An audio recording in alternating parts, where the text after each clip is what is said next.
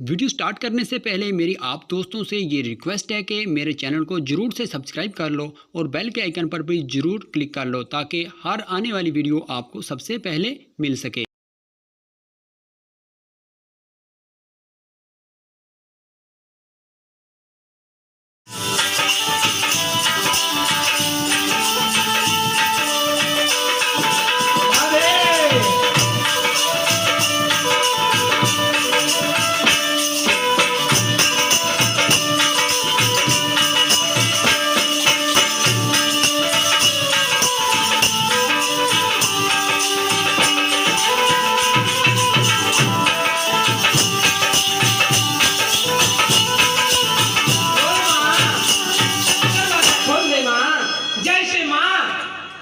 खोल करके देखती है, कहती है बेटा तू कौन है रे? राजा का राजकुमार है, का बियाबान जंगल में कैसे आया?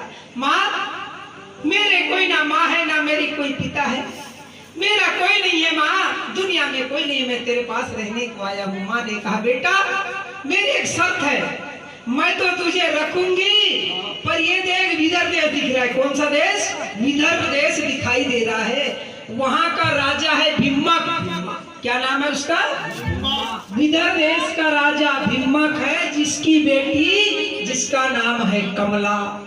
और राजा अपनी बेटी को हर पूर्णिमा को शहर करवाने लाता है और राजा का कहना है यदि मेरी कन्या की ओर कोई देखेगा तो उसे फांसी दिया जाएगा। इसलिए बेटा यहाँ रहना और जब राजा अपनी बेटी को लाएगा तो उसके तरफ नहीं देखना। ये कहता है मैं काय को देखूंगा माँ, मैं तो तेरे पास में रहूंगा। तो बोले ठीक, शर्त मंजूर हो गई। किशोर बढ़िया रहने लगा मेरी माँ। ऐसे करते करते एक दिन समय आया, राजा अपनी बेटी को रथ में बिठा करके लाता है, ढोल धमाके बज रहे हैं। किशोर कहता है माँ मैं देखने जाऊंगा माँ, परंतु बेटा जाना रे और उस कमला की तरफ मत देखना। ये कहता मैं काय को देखूंगा, ध्यान रखो मेरी माँ। किशोर गया, ढोल धमाके बज रहे हैं। अगा ज्योति चे प्रकाश पाहि न तुझे पाए,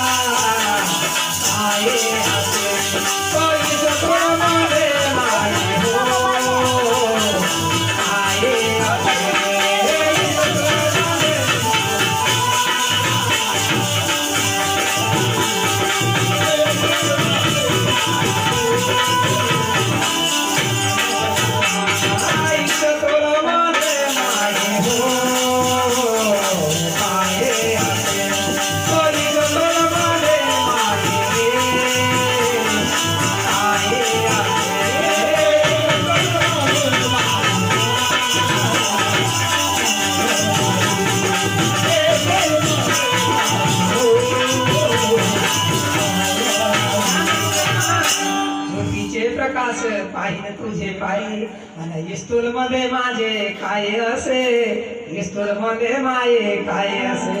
ऐसे ज्योति का प्रकाश हुआ। विचार करना, कमले की ज्योति और किशोर की ज्योति एक दूसरे से मिल गई। कमला कहती है ये कौन होगा, कहाँ से आया होगा, पहली बार दिखाई दे रहा है, अगर ये मुझे एक बार मिल जाता ना, क्या देखने की है। और किशोर भी कहता है तो दिखने में बड़ी सुंदर है, मुझे भी एक बार मिल जाती ना। पर विचार करो मेरी माँ, एक दूसरे की नजर पड़ गई। ये कहता है मेरे पास तो गुरु की खड़ाऊ है, यदि अगर काम बनाना है तो मेरे गुरु के खड़ाऊ जरूर काम बनेगा।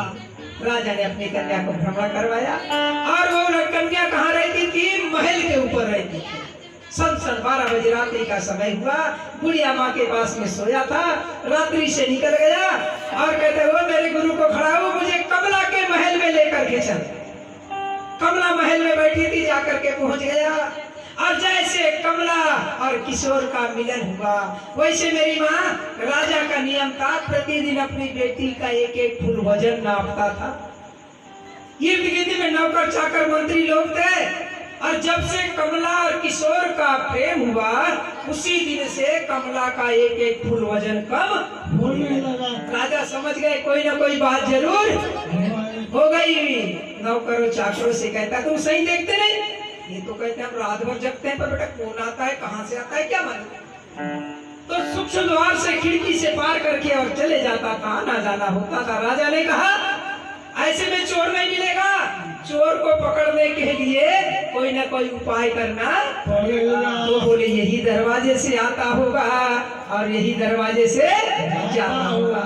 एक काम करो, दरवाजे के सामने में 5 फीट गड्ढा कर दो। कितना फीट? 5 फीट गड्ढा कर दो। और 5 फीट गड्ढा करके बोले उस गड्ढे में जल डाल करके उसमें लाल कलर डाल दो। और अपने गांव में जो धोबी है ना, धोबिन को जाके बता दो कोई भी लाल कलर वाला कपड़ा धुलाने आता है, थोड़ी खबर दे देना। याद रखो मेरी माँ, मालिक की असीम कृपा हुई। हो भगवान तेरी अपार माया, भगवान तेरी अपार माया।